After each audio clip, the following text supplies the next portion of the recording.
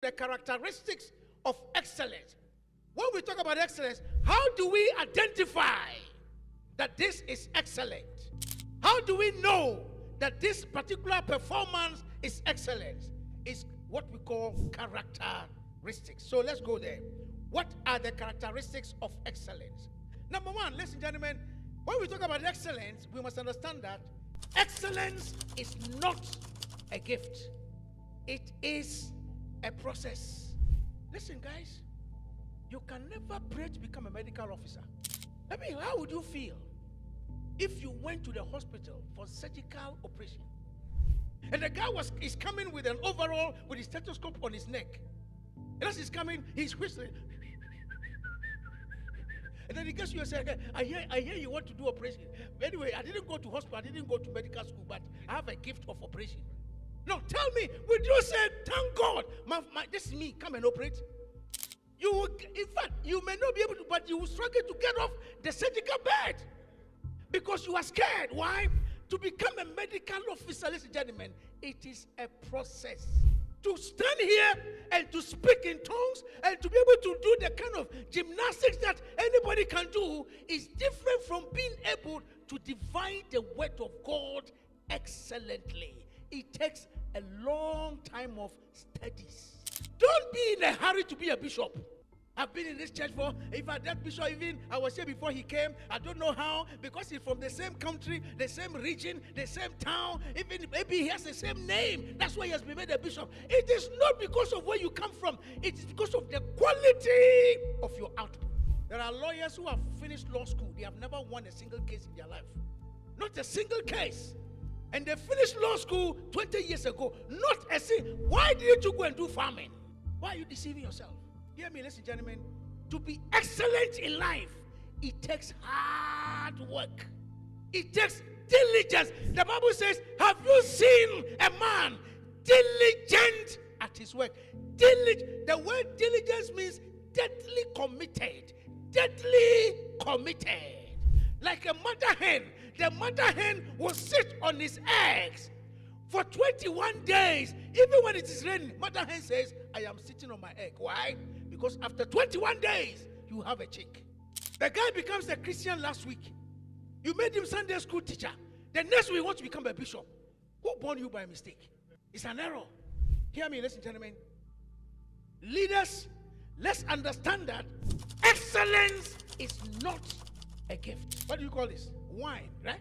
Now, what's the difference between these two? Which one is cheap? It's obvious, isn't it? With 1,000 naira, I can get a Coke, isn't it? Can you walk into any shop and say, I want to buy wine by 1,000 naira? No. Why? The process that a wine goes through to become a wine is not the same process that Fanta goes through. You can prepare Fanta in your house. I mean, look at the prices. One bottle of wine is costing $150,000. One is costing $303,000. And you are saying, people buy them. It comes with prestige. It comes with class. Hear me, ladies and gentlemen. If you want to become excellent from today, learn how to throw away laziness. Some of you finished your first degree 20 years ago. And you have so much time. I was talking to a certain lady about a couple of days ago. And I said, I can see you have so much time at your disposal. What are you going to do with it? He said, I've been called to pray. You've been called to pray. So the prayer will pay your rent. He said, God will provide. Then I realized that I was casting my pearls before swine. So I left. I pray God will give you the grace to know how to walk in the corridors of power. Then you will know that you don't walk into the corridors of power by picking your nose. They say the governor is looking for you. Governor, I said, I'm told that you want to see me. I am here. In the governor's palace. Listen to me, ladies and gentlemen. Don't hide your ignorance behind the cross and expect the Holy Ghost to do the things that can elevate you. To be excellent, ladies and gentlemen, it is not by prayer. It is not by prayer. It is by hard work. It is not a gift. Don't get me wrong. I'm not saying prayer is not good. Oh, no.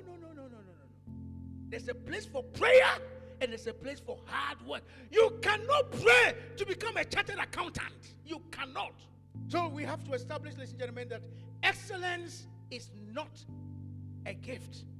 Daniel distinguished himself. You don't distinguish yourself just by walking around. You get a first class in the university.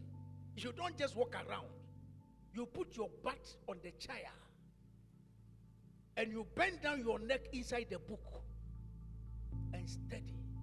He told Timothy, if you want to be relevant, study to show yourself approved. That means if you don't study, you can be disapproved. Listen to me. Your gift will push you through the door, but your excellence nature will determine whether you are kept in the room or thrown out. You may have some connections. That's okay. And because of your connection, you may have access into the room. But what comes out of your mouth will show who your true nature is. Do you know poverty is a choice? Write it down. It will help you one day. Teach it to your children. Poverty is a choice. You were not born. Listen, where you were born doesn't matter. But if you remain there, then it's a matter. Jabez was born into poverty. But Jabez said, I refuse to remain in poverty. He said, thou Lord, oh God, change my destiny. The colleagues were praying. They were comfortable with eating from the garbage. Jabez said, not me. Not me. He said, oh Lord God Almighty, enlarge my territory. He cried unto God. And the Bible says, and God granted him his prayer. What are you praying about? They sent you to a region. 2 years now. You started with 15 members, today they're 35. He said, the place is hard. The place, that's what you're saying. The place is hard. The place is hard. If the place is hard, do you know why they said to them? Because you have ribs. Grow your ribs, and the ground will open up to you. The excuses will never take you anywhere. When you keep giving excuses, you'll be excused from the good things of life. Embrace it and say, Lord God Almighty, enlarge my territory. Have you read Psalm 57 verse 2? He said, I'm the Lord God. I will fulfill my purpose for your life. So it's not you, but make yourself available. You don't become excellent because you have been to school. You strategically develop yourself.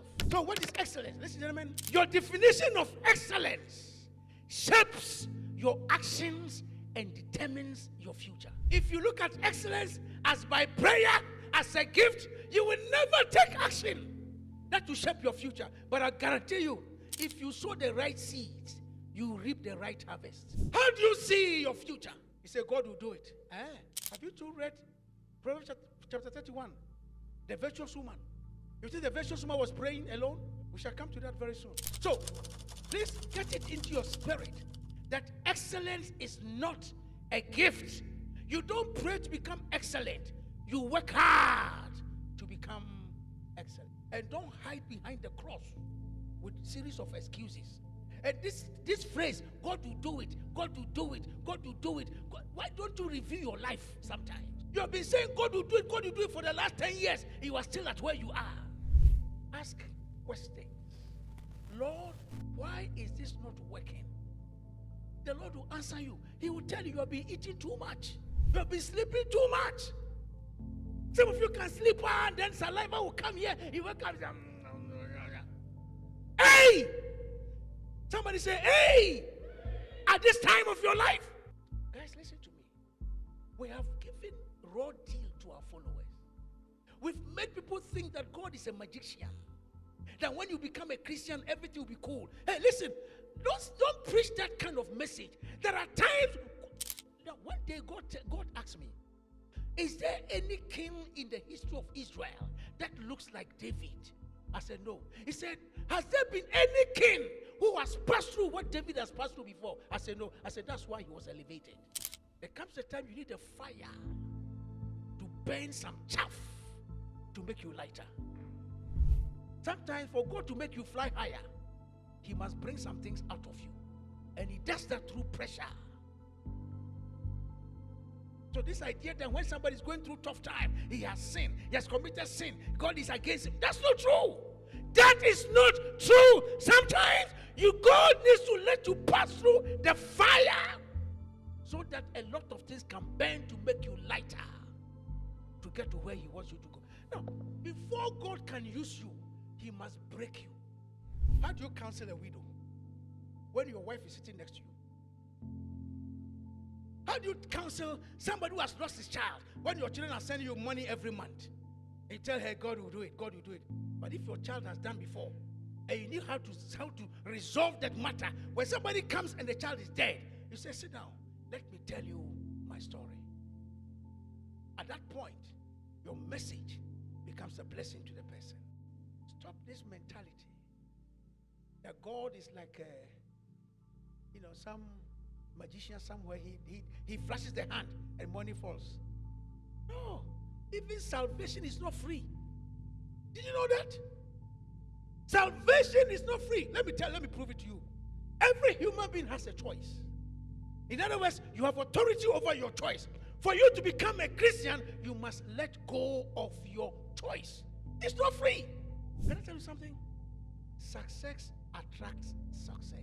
If you are in corporate and you are looking for promotion, begin to act and dress and behave for the next 2 levels that you want to aspire to. Don't behave, don't act, don't behave like where you are. Behave where you want to get to. That's how you get there. The way you dress, the way you walk. Some Christians walk as if they are chicken. Wait for me, oh, I'm coming. Where did you say we are going? Do you want to be an executive? Learn how to walk like an executive. That is how the king would call you to come and interpret his dream for him. It is not a gift. When you go for party, look at the way the important people are eating. And look at the way the ordinary people are eating. And decide where you want to belong to. And act as such. You go for party, cocktail. Somebody takes a glass of drink. And then he's talking for 30 minutes. The same glass. He's talking. Another person says, hey, pour it for me. Pour another one. Hey, wait, pour it for me. Hey, now, as for the wine, would you give me some? Pour it. You decide where you want to belong to. The Holy Spirit will not come and tell you, don't drink too much. No, sip it. Don't go fast. Relax. No. It is wisdom. People, listen to me. Listen to me very carefully. If you want to be where the excellent people are, begin to imagine it and act it. It will not come and fall on you. It's a choice you make. What is excellence? I've said excellence is not a choice. It's not a gift. But Riley said, excellence is the gradual result of always striving to do better. Always striving to do better. Excellence is not something that happens overnight. It's a continual process. Number 3, excellence is about pace setting. Excellence is about going the extra mile. Excellence is a mindset. It's an attitude. That means you must begin to think like an excellent person. Then you become an excellent person. And that is why reading becomes important. Because the more you read, the more you are able to transform. He said, be ye transformed by the renewal of your mind. You don't renew your mind only by Kamayin and Shabe, Mali, Katalimbro, Society. My mind has changed. My mind, no! You renew your mind through reading. When was the last time you invested into your mind? Look, you can paint your eyelash, you can paint your tiger nails, you can do all kinds of things. When you open your mouth, if what comes out does not match the way you are dressed, they know you are a caricature. Queen Esther heard of Solomon, and the Bible said he traveled a distance just to go and observe because of an excellent spirit that was upon a man. Now, excellence is observable. So when you are not excellent, people know you are not excellent. If I sit in your car and there are papers all over the floor, your car is smelling, I know you are not excellent. I come to your house and you say, oh, please give me 5 minutes. Let me go and play and put my place in order. I know you are not excellent. There are some men, when they put their shoe down, dogs will come and take them away. I know you are not excellent. Listen, gentlemen, excellence is observable. Do you see a man? He didn't say, do you pray a man? He said, do you see a man diligent at his work? He said, as for our family, that's how we are. No, you can break the standard. Excellence is observable. When you are excellent, people see it. Even the way you dress, people know it, that you are excellent. The way you position yourself, you are excellent. You sit down, the way you sit, people know you are excellent. Listen to me. When you are excellent, it is observable.